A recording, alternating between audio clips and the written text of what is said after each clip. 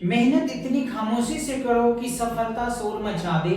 मेहनत इतनी खामोशी से करो कि सफलता शोर मचा दे। बिहार बोर्ड की परीक्षा हो या जिंदगी की परीक्षा, बिहार बोर्ड की परीक्षा हो या जिंदगी की परीक्षा, जीत तुम्हारी तय है, बस लगे रहो। So welcome to all learnified Bihar boards. तो आज बच्चों हम करने वाले हैं क्वेश्चंस साइंस के हैं बच्चों। इससे पहले हमने 1 से लेकर के 50 तक के क्वेश्चन डिटेल कॉन्सेप्ट के साथ आप लोगों को करवाया है। अगर आपने वीडियोस नहीं देखे हैं तो चैनल पे विजिट करके आप प्लेलिस्ट सेक्शन को एक बार चेकआउट कर सकते हैं। इंटायर क्वेश्चंस विद सॉल्यूशंस आपको क्लियर हो जाएगा। और अगर आपने देख रखा है तो बहुत अच्छी बात है। तो चलिए आज जो है बच्चों हम करने वाले हैं 51 से लेकर के 80 तक के जितने क्वेश्चन है ना, सभी क्वेश्चंस का आज डीएनए करने वाले हैं। जो आपके बिहार बोर्ड का जो ऑफिशियल पेपर है वो उनका सॉल्यूशन है बच्चों, है ना। तो चलिए देखते हैं। सबसे पहला क्वेश्चन आपके सामने क्या है बच्चों, फटाफट क्वेश्चन देखो क्या है। 51 में निम्नलिखित क्या है बच्चों, निम्नलिखित संकेतों द्वारा तत्व में कौन सा धातु है। देखो बच्चों धातु क्या होता है ना, धातु आपको बता है। तो सबसे पहले अगर मैं थोड़ा सा कॉन्सेप्ट रिकॉल करूं तो ये मान लो हमारा कोई भी चीजें है, ये ए है, ठीक है। तो यहां पे अगर मैं मान के चलूं या एक्स ए ले लेते हैं और यहां मान लो बी और ये हो गया हमारा एक्स, ठीक है। तो एक्स के जो होता है बच्चों, यानी ये जो आप देख पा रहे हो इसको आप समझिए, ये जो होता है हमारा परमाणु संख्या होता है। क्या होता है, परमाणु, है ना। ये क्या होता है, परमाणु संख्या बोलते हैं बच्चों, ठीक है ना। और ये जो होता है परमाणु, परमाणु द्रव्यमान बोलते हैं बच्चों। क्या होता है, द्रव्यमान बोलते हैं। तो ये बात आपको ध्यान रखनी है। तो ये क्या है हमारा परमाणु संख्या, यानी ऐसे समझिए ये x है तो a है और ये b है। a को बोलते हैं परमाणु संख्या और b को क्या बोलते हैं बच्चों, परमाणु द्रव्यमान। तो परमाणु संख्या से हमें पता चलेगा कि कौन सा धातु है और कौन सा बच्चों अधातु है ना। किससे पता चलेगा हम लोगों को, किससे चलेगा, इनके परमाणु संख्या से। तो आप ध्यान से देखो, ये जो है बच्चों 6 है, तो 6 किसको बोलते हैं, कार्बन को बोलते हैं बच्चों, है ना। क्या होता है कार्बन। 9 जो होता है वो क्या होता है, फ्लोरीन होता है बच्चों। क्या होता है, फ्लोरीन होता है। अच्छा 8 देखो किसको बोलते हैं, ऑक्सीजन को बोलते हैं। और 12 क्या होता है, मैग्नीशियम होता है बच्चों। तो अब आप ध्यान से देखो, यहां पे देखो फ्लोरीन, है ना, एफ बोलते हैं बच्चों, एफ से फ्लोरीन होता है ना। एफ ये मैंने क्या लिख दिया था, आयरन लिख दिया था। फ्लोरीन हो गया 9 होता है। तो ये देखो अधातु है बच्चों, ये क्या है, अधातु है ना, अधातु है। कार्बन क्या है बच्चों, अधातु है। अच्छा उसके बाद ऑक्सीजन भी क्या है, अधातु है ना, अधातु है जी। तो क्या बचा, मैग्नीशियम, यही तो धातु हुआ ना। तो B is the correct answer. समझ आया आपको, समझ आया कि नहीं आया। तो ये आप कॉन्सेप्ट साथ साथ लिखते भी चलो बच्चों, जिससे कि आपको इसके बेस पे क्वेश्चन आए तो बहुत आसानी से आप कर पाओगे। एज इट इज तो मे बी हो भी सकता है, नहीं भी, बट हाँ इनके पैटर्न तो डेफिनेटली रहेगा, क्योंकि आपको जो बिहार बोर्ड ने जो क्वेश्चन दिया है इन्हीं के पैटर्न पे ही आपके क्वेश्चन देंगे। हो सकता है जो क्वेश्चन एज इट इज आ जाए बट पूरा नहीं आएगा बच्चों, है ना, इनके बेस पे क्वेश्चन आएगा। तो ये बात आपको ध्यान रखना है, ठीक है, कि कंसेप्ट क्लियर होना चाहिए आपका। अब आ जाओ सेकंड क्वेश्चन 52 में क्या है, निम्न कह रहा है कि निम्नलिखित में वनों पर आधारित उद्योग कौन सा है ना। निम्नलिखित में से कह रहा है, निम्नलिखित कह लीजिए जो भी कागज का उद्योग है, टिम्बर का उद्योग है, लाख का उद्योग है, या इनमें से सभी है बच्चों। तो क्या होगा इसका आंसर, इसका आंसर क्या होगा बच्चों, डी, यानी वनों पर आधारित जो उद्योग है ना ये सभी है। कागज का उद्योग वन से ही होता है बच्चों, है ना। टिम्बर का जो होता है, टिम्बर का उद्योग ये भी बच्चों किससे है, वनों से ही है। लाख ये भी उद्योग जो है वो किससे है, वनों से। इसीलिए क्या होगा, D is the correct answer. अगर बच्चों इसका आंसर आपको पता होता है तो आप कमेंट सेक्शन में इसका आंसर बता सकते हैं और खुद भी चेक कर सकते हैं कि आपको कितनी तैयारी है। इससे आपको पता चल जाएगा कि आप कितनी अच्छे से तैयारी कर पा रहे हैं या कितना अच्छा आपकी तैयारी है साइंस का, है ना। चलिए नेक्स्ट अगला क्वेश्चन देखो, कह रहा है कि सिंचाई के लिए पौधे को ठीक जड़ों के समीप जल पहुंचाने की तकनीक क्या है। यानी जब हम क्या करते हैं, सिंचाई करते हैं, यानी पेड़ पौधे को जब हम पानी देते हैं ना तो कह रहे हैं कि सबसे बेस्ट तरीका क्या है कि उनके जो पानी जो हम छिड़काव करते हैं ना उनके जड़ तक पहुंच जाए। वो कौन सा तरीका है? पहला, वर्षा के जल से सिंचाई करते हैं तब होता है, या फिर यांत्रिक छिड़काव करते हैं तब होता है, या बच्चों टपकन सिंचाई होता है, या नहर के सिंचाई होता है। ए बी सी डी ये चारों में से कौन है? अगर आपको पता है तो फटाफट कमेंट सेक्शन में बताओ। राइट, चलो बताओ बच्चों क्या होगा। तो इसका आंसर क्या होगा बच्चों? सी। सी इज द टपकन। टपकन सिंचाई जो होता है ना बच्चों, जिससे क्या होता है कि पौधे के ठीक जड़ों के समीप जल पहुंचने की तकनीक है। कौन सा विधि? टपकन, है ना, टपकन सिंचाई होता है। ठीक है, चलिए नेक्स्ट अगला क्वेश्चन देखो बच्चों क्या कह रहे हैं। अच्छा, उत्तराखंड में चिपको आंदोलन किस वर्ष में आरंभ हुआ था? देखो बच्चों, चिपको आंदोलन की अगर बात करूं तो 1970 में ही 1970 के दशक में भारत में ये आया था चिपको आंदोलन। ये आंदोलन है क्या बच्चों? ये जो है वन का सुरक्षा यानी वन को रक्षा करने के लिए जो औरतें हैं, जो वुमेन्स है ना, वो स्टार्ट किया था, है ना। क्या था? राजस्थान से ये जनरली स्टार्ट हुआ था। वहां पे जितने भी वहां के जो वुमेन्स थे, पेड़ जब कट रहे थे ना तो उनको चारों तरफ से वो चिपक गए, इसीलिए इसको चिपको आंदोलन बोलते हैं ना। और ये जो है आंदोलन वृक्ष यानी वन को बचाने के लिए किया गया था। ठीक है, 1970 के दशक में भारत में आया था। लेकिन क्वेश्चन क्या पूछ रहा है हमसे? उत्तराखंड में चिपको आंदोलन किस वर्ष आरंभ हुआ था? स्टेट वाइज अलग है, भारत में आया था ना, लेकिन भारत का राज्य है उत्तराखंड। तो उत्तराखंड में कब स्टार्ट हुआ था बच्चों, है ना? 1971 में हुआ था, 1973 में हुआ था, या 1981 में हुआ था, या 1978 में हुआ था, है ना। तो ये बच्चों आएगा इसका बी करेक्ट आंसर। 1973 में जो है उत्तराखंड में जो है चिपको आंदोलन का आरंभ किया गया था, है ना। चलिए नेक्स्ट अब देखो कह रहे हैं कि कवक यानी कवक जो है, जैसे फंगी बोलते हैं ना, क्या बोलते हैं? फंगी। कवक जो होते हैं बच्चों, कवक में पोषण की कौन सी विधि पाई जाती है? मृत पोषी होता है बच्चों, या फिर स्वपोषी होता है, या होलोजोइक होता है, या फिर इनमें से कोई नहीं होता है? फटाफट बताओ मुझे, ए बी सी क्या लग रहा है बच्चों आपको आंसर? फटाफट बताओ। तो इसका क्या होगा आंसर? मृत पोषी होता है बच्चों। क्या होता है? मृत पोषी। ए इज द करेक्ट आंसर। चलिए नेक्स्ट क्वेश्चन नंबर 56 में देखो क्या है, निम्न में से कौन एक जैविक प्रक्रम द्वारा अपघटित होने वाला पदार्थ है? जैविक है ना, क्या कह रहा है? जैविक प्रक्रम द्वारा अपघटन होने वाला है ना। तो बताओ जी, मृत घास पत्ते है, या फिर पॉलीथीन है बच्चों, या रबड़ है, या फिर इनमें से कोई नहीं? फटाफट मुझे बताओ, ए बी सी डी कौन सा होगा? फटाफट बताओ बच्चों चैट सेक्शन में, जल्दी फटाफट बताओ क्या होगा बच्चों? इसका आंसर ए होगा, है ना। मृत घास पत्ते से क्या होता है? जैविक प्रक्रम द्वारा अपघटित होने वाले पदार्थ, है ना।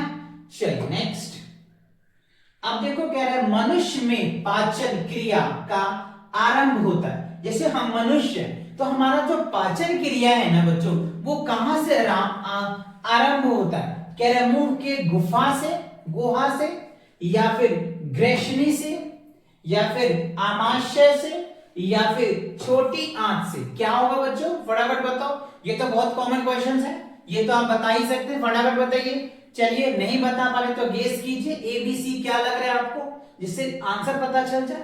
तो इसका आंसर क्या होगा बच्चों? ए, है ना। मुंह का जो गोहा होता है ना, वहां से क्या होता है बच्चों? हमारा पाचन क्रिया आरंभ होते हैं, है ना।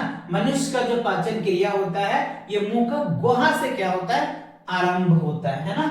चलो नेक्स्ट, सजीव में पाए जाने वाले जीव प्रक्रम है। सजीव क्या होता है बच्चों, है ना। जो सांस लेते हैं उसी को तो सजीव बोलते हैं, जो सांस नहीं लेते उसको क्या बोलते हैं? निर्जीव, यानी लिविंग और नॉन लिविंग आपने पढ़ा होगा। तो हमसे क्या पूछते हैं? सजीव में पाए जाने वाले जीव प्रक्रम है, क्या है बच्चों? श्वसन है, या फिर पोषण है, या फिर प्रजनन है, या फिर इनमें से सभी है। तो डेफिनेटली बात है, जो सजीव होगा बच्चों वो तो सांस लेगा ही लेगा, जब ही तो जी पाएगा। और जो सांस लेता है तो मतलब उसका पोषण तो चाहिए। न्यूट्रिशन जो चाहिए चाहिए। प्रेजेंट डेफिनेटली जो सजीव है वो अपनी जनरेशन तो स्टार्ट करता ही है, जनरेशन बनाता ही है, प्रजनन करता ही है ना। तो क्या होगा इसका आंसर डी, इनमें से सभी, यानी ये तीनों सजीव जो है ना, जो भी लिविंग थिंग्स है ना, वो ये तीनों चीजें होता है उसके अंदर। ठीक है, तो D is the correct answer. चलिए नेक्स्ट क्वेश्चन नंबर 59 में देखो क्या है कि किण्वन क्रिया क्या होती है। किण्वन क्रिया क्या होता है बच्चों? हाइड्रा में होता है, अमीबा में होता है, यीस्ट में होता है, या फिर इनमें से कोई नहीं। तो इसका आंसर क्या होगा बच्चों? यीस्ट होगा, है ना। यानी जो फर्मेंटेशन बोलते हैं बच्चों, किण्वन अभिक्रिया जो होता है वो यीस्ट के में ही होता है ना। चलो नेक्स्ट, वाष्य श्वसन क्रिया में निम्नलिखित में से किस गैस को प्रयोग किया जाता है? यानी एरोबिक रेस्पिरेशन जो होता है ना बच्चों, उसमें कौन सा गैस होता है? कार्बन डाइऑक्साइड किया जाता है, या फिर सल्फर डाइऑक्साइड किया जाता है, या फिर नाइट्रोजन किया जाता है, या फिर क्या है बच्चों ऑक्सीजन किया जाता है? तो देखो नाम में ही आंसर छुपा हुआ है। क्या है बच्चों?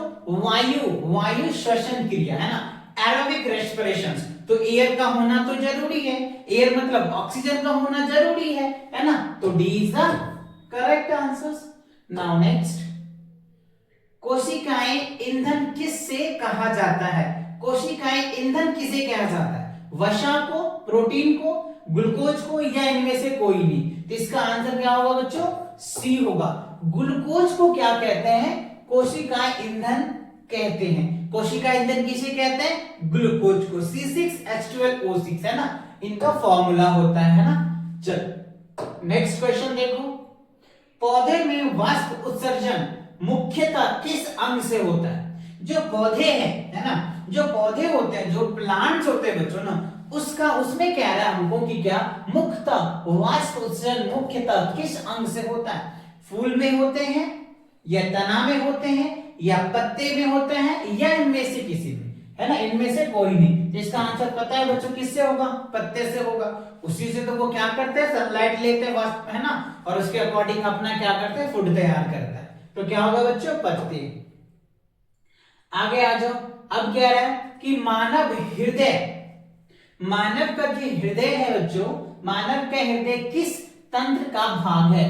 किस तंत्र का भाग है? यानी मानव का जो हृदय है वो किस तंत्र का भाग है?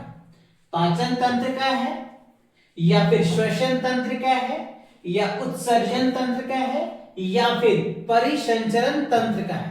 बताओ बच्चों, ए बी सी डी कौन सा आंसर है? फटाफट बताओ जी, फटाफट बताओ इसका आंसर क्या होगा? क्या होगा बच्चों इसका आंसर? इसका जो आंसर होगा वो डी होगा, है ना, परिसंचरण होगा। क्या होगा? परिसंचरण is the correct answer of 63 questions number, है ना। आ जाओ, अब आ जाओ बच्चों, नेक्स्ट क्वेश्चन क्या करें? निम्नलिखित में से कौन रक्त का थक्का बनने में सहायक होता है? जैसे देखो रक्त का थक्का बनता है, जिसको कहते हैं ना रक्त जम जाना, है ना, रक्त का जमना यानी इकट्ठा हो जाना, कहता है किस कारण होता है? यानी रक्त का थक्का बनने में सहायक क्या होता है? इन चारों में से आरबीसी होता है, या फिर फाइब्रिनोजिन होता है, या फिर लसिका होता है ना, या फिर ऑक्सी हेमोग्लोबिन होता है। क्या होता है बच्चों? रक्त का थक्का जमने के लिए क्या इसमें इन चारों में से होता है? तो इसका आंसर क्या होगा बच्चों? बी, फाइब्रिनोजिन होता है, जिसके कारण जो रक्त का थक्का हो जाता है, यानी रक्त जम जाना कहते हैं बच्चों, है ना। जैसे ठंड है तो हाथ कैसे आपको टूट जाता है ना, बर्फ के कारण जम जाता है। उसी तरीके से ब्लड भी जो है इसके कारण क्या होता है बच्चों? जम जाता है, यानी थक्का बांध देता है, गठरी बांध देता है। ठीक है, क्या हो जाएगा? फाइब्रिनोजिन, है ना। चलिए नेक्स्ट, पादप अपशिष्ट संचित हो रहता है। पादप जो होता है बच्चों, पादप अपशिष्ट संचित रहते हैं किसे? छाल में, या फिर कोशिका रिक्तकाओं में, या फिर पत्तियों में, या इनमें से सभी? क्या होगा बच्चों? फटाफट इसका बताइए मुझे, क्या आएगा इसका answer? A B C D क्या होगा? तो पादप अपशिष्ट जो होता है ना, इन सभी से, छाल से भी संचयित होता है, कोशिकाओं से, कोशिकाएं रिक्तियाओं से में भी होता है, पत्तियों में भी होता है। इसी वजह से इसका क्या होगा answer? D, D is the correct answer, यानी इनमें से सभी होगा। एमिनो अम्ल, यानी जो एमिनो अम्ल होता है उनके विखंडन से क्या बनता है? जब एमिनो एसिड को विखंडन किया जाता है ना, उसे तोड़ा जाता है बच्चों, तो क्या बनता है? कार्बन डाइऑक्साइड, या फिर सल्फर डाइऑक्साइड, या फिर अमोनिया, है ना, या फिर बच्चों कार्बन मोनोऑक्साइड। क्या बनेगा बच्चों इसका आंसर? इसका आंसर सी होगा, है ना। एमिनो एसिड जो होता है बच्चों NH3 बनता है ना, अमोनिया होता है जब उसको विखंडन किया जाता है यानी तोड़ा जाता है, ठीक है। उसके बाद कह रहे वृक्क यानी किडनी का प्रधान कार्य होता है पाचन का, उत्सर्जन का, या फिर प्रजनन का, या ATP का। तो इसका आंसर क्या होगा बच्चों? उत्सर्जन का होता है ना। किडनी का काम क्या होता है? उत्सर्जन का। चलिए नेक्स्ट, इनमें कौन से पादप हार्मोन है? पादप हार्मोन इसमें कौन से हैं? देखो बच्चों, इनमें से पादप हार्मोन का इंसुलिन है, या फिर थायरोक्सिन है, या फिर एस्ट्रोजन है, या साइटोकाइनिन है। तो क्या है बच्चों? फटाफट इसका आंसर बताइए मुझे। ABCD क्या होगा फटाफट? इसका आंसर क्या होगा बच्चों? डी। क्या होगा? साइटो, है ना, साइटोकाइनिन जो होता है इनमें से ये पादप हार्मोन्स है ना। चलो नेक्स्ट, फल पकाने वाले हार्मोन्स है ऑक्सीजन, या फिर जिबेरिन, या फिर एथिलीन, या इनमें से कोई नहीं। तो जो फल जब पकाते हैं, जैसे हम कहते हैं ना, बिना मौसम में भी क्या होता है, आम पका हुआ मिल जाता है, बहुत ऐसे फ्रूट्स है जो आपको पके हुए मिल जाता है। उसका रीजन क्या है बच्चों? एथिलीन जो है ना, एथिलीन गैस होता है बच्चों एक तरह का, है ना। जैसे मीथेन होता है, इथेन होता है, प्रोपेन, ब्यूटेन, पेंटेन, है ना, ये सारे जो होता है ना, उसी से एक एथिलीन गैस भी होता है, जिससे क्या होता है, फल को पकाया जाता है। फल नहीं भी पकता है फिर भी उसको पका करके मार्केट में बेचा जाता है। वो किसके कारण? एथिलीन के कारण होता है बच्चों, है ना। एथिलीन जो होता है वो फल पकाने वाले हार्मोन्स होते हैं, ठीक है। तो फल को पका दिया जाता है। आगे आ जाओ, मनुष्य में कपाल तंत्रिकाओं की संख्या होती है। मनुष्य में जो है कपाल, है ना, कपाल तंत्रिकाओं की संख्या होती है कितनी बच्चों? 12 जोड़ी होते हैं, या 31 जोड़ी होते हैं, या 10 जोड़ी होते हैं, या 24 जोड़ी होते हैं। फटाफट बताओ बच्चों इसका आंसर। इसका आंसर क्या होगा? ए, यानी मनुष्य में कपाल तंत्रिकाओं की जो संख्या होती है ना, वो कितनी होती है बच्चों? 12 जोड़ी होती है ना। चलिए नेक्स्ट, रुधिर चाप नियंत्रित होता है। रुधिर चाप जो होता है वो नियंत्रित होता है किसके? कह रहे थाइमस द्वारा, या फिर अग्न्याशय द्वारा, या फिर एड्रिनल द्वारा, या फिर बच्चों वृषण द्वारा। किस द्वारा होता है बच्चों? इसका आंसर क्या होगा? सी, एड्रिनल द्वारा क्या होता है? रुधिर चाप को नियंत्रित किया जाता है, ठीक है। चलिए नेक्स्ट, अब आ जाओ बच्चों, हाइड्रा में प्रजनन किस विधि से होता है? जो हाइड्रा है ना, उसमें प्रजनन किससे होता है? द्विखंडन विधि से होता है, या फिर मुकुलन होता है, या फिर लैंगिक जनन होता है, या इनमें से कोई नहीं होता। तो इसका जो आंसर होगा बच्चों वो क्या होगा? मुकुलन विधि द्वारा क्या होता है? हाइड्रा में प्रजनन होता है। किसमें? हाइड्रा में प्रजनन किसके कारण होता है बच्चों? मुकुलन द्वारा, है ना। मुकुलन द्वारा क्या होता है? जो है हाइड्रा में प्रजनन की विधि होता है।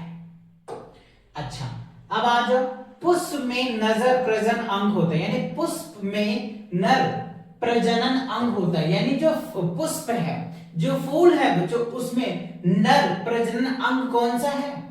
कह रहा है पुंकेसर, या फिर दलपत्र, या फिर वर्तिका, या इनमें से कोई नहीं। तो इसका आंसर क्या होगा बच्चों? पुष्प केशर, है ना, पुष्प, है ना, पुंकेसर से, राइट। अच्छा नेक्स्ट, शुक्राणु बनता है गर्भाशय में, या फिर मूत्राशय में, या अंडाशय में, या वाष्पन में। तो जो शुक्राणु है बच्चों वो किससे बनता है? वृषणों में, है ना, वृषणन में होता है ना। नेक्स्ट, जीव के उत्पत्ति से पहले पृथ्वी पर निम्नलिखित में क्या नहीं था? जो जीव के उत्पत्ति से पहले अर्थ पे क्या नहीं था बच्चों? कार्बन डाइऑक्साइड नहीं था, या फिर नाइट्रोजन ऑक्साइड नहीं था, या ऑक्सीजन, या इनमें से कोई नहीं। तो इसका आंसर क्या होगा? ऑक्सीजन। यानी जीवों की उत्पत्ति से पहले पृथ्वी पर निम्नलिखित में क्या नहीं था? ऑक्सीजन नहीं था बच्चों, डेफिनेटली, है ना। जब काफी टकराव हुआ, उल्का पिंड का टकराव हुआ, हिस्ट्री में ये सारी चीजें आप पढ़ेंगे, तब जाकर ये ऑक्सीजन आया और तब जाकर के क्या हो गया, यहाँ पे जीवों का स्टार्ट हो गया, है ना। यानी उसके बाद कह रहे हैं कि मतलब जीवों की उत्पत्ति से पहले क्या नहीं था पृथ्वी पे? ऑक्सीजन नहीं था, है ना। अच्छा, नेक्स्ट कह रहे आर्क्ट्यूरिक्स के संबंध में निम्नलिखित कौन सा कथन सत्य है? यह एक जीवाश्म है, इनमें कह रहे इसके जबड़े में दांत और उंगलियों में नख थे, या इनमें डैनो तथा पंख विद्यमान थे, या इनमें से सभी? तो ये सभी है बच्चों। इनकी जो आर्टिकल्स थे ना, इसमें ये सारी चीजें कहा गया है, इसी वजह से क्या होगा बच्चों, ये तीनों सही है ना, इनमें से सभी। नेक्स्ट, निम्नलिखित में से कौन प्राणी अपना लिंग बदल सकता है? देखो कह रहे कि अपना लिंग बदल, निम्नलिखित में कौन सा अपना लिंग बदल सकता है? घोंघे, या फिर कुछ सिरपश, या फिर पंछी, या फिर मधुमक्खी? इसका क्या होगा बच्चों? घोंघे, है ना। जो घोंघे है वो अपना लिंग क्या कर सकता है?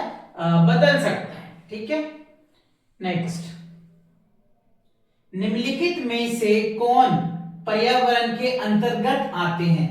पर्यावरण के अंतर्गत कौन आता है बच्चों? जलमंडल आता है, या फिर स्थल मंडल आता है, या फिर वायुमंडल आता है, या इनमें से सभी? तो देखो पर्यावरण में तो ये सभी आ जाएगा ना बच्चों, जल भी आ जाएगा, ये जलमंडल आएगा ही आएगा, स्थल मंडल भी आ ही जाएगा, वायुमंडल भी आ जाएगा, तो इनमें से आप क्या बोल सकते हैं? सभी होगा करेक्ट आंसर, ठीक है। चलिए नेक्स्ट, मैदानी पारिस्थितिक तंत्र में मेढक किस प्रकार का उपभोक्ता होता है? कह रहे कि मैदानी पारिस्थितिक में तंत्र में मेढक किस प्रकार का उपभोक्ता होता है? प्राथमिक होता है, या फिर द्वितीयक होता है, या तृतीयक होता है, या चतुर्थ होता है? तो ये इसका सेकंड आंसर यानी बी हो जाएगा, द्वितीयक होता है।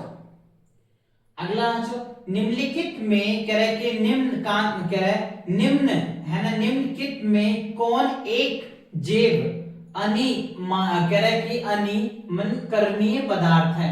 डीडीटी, या फिर कागज, या वहितमल, या इनमें से कोई नहीं? तो इसका आंसर क्या होगा बच्चों? डी, है ना। डी क्या होता है बच्चों? अनिमनकरणीय पदार्थ होते हैं, है ना, डीडीटी, राइट। और बच्चों आप कमेंट में इसका डीडीटी का क्या करेंगे, आप लोग फुल फॉर्म बताएंगे मुझे, है ना, कि देखता हूं कि कितने बच्चे इसका आंसर दे पाते हैं। डीडीटी का फुल फॉर्म क्या होता है? ये डायरेक्ट कभी कभी आपको फुल फॉर्म भी पे क्वेश्चंस रह सकता है ना, तो आप इसे अच्छे से याद करके मुझे कमेंट में बताइएगा कितने बच्चों को डीडीटी का फुल फॉर्म पता है। अगले वीडियो में उनका नाम भी लूंगा कि ये बच्चे ने अपना किया, और साथ में अपना नाम भी लिख देना, जिससे कि अगले वीडियो में मैं आपका नाम ले सकूं, है ना। डीडीटी का फुल फॉर्म क्या होता है, ये आज का आपके लिए क्या रहा बच्चों? टास्क रहा, है ना। चलो आगे बढ़ते हैं। तो इसी के साथ क्या होता है बच्चों, जो बिहार बोर्ड ने साइंस का मॉडल पेपर रिलीज किया था, उसके 1 से लेकर के 80 तक के जो एमसीक्यूज थे, मल्टीपल चॉइस क्वेश्चन थे, यानी बहुविकल्प प्रश्न जिसको बोल सकते हैं, ऑब्जेक्टिव टाइप क्वेश्चन थे, वो सारे मैंने कवर करवा दिया है। तो फर्स्ट सेकंड थर्ड 3 लेक्चर मैंने इसका बनाया था, है ना, जिससे कि मैं आपको कॉन्सेप्ट भी उसका क्रिएट करके अच्छे से समझा पाऊं। तो आई होप ये सभी क्वेश्चन आपको बहुत अच्छे से समझ में आ गया होगा, है ना। तो मिलते हैं नेक्स्ट लेक्चर के साथ बहुत जल्दी, तब तक के लिए take care and bye bye.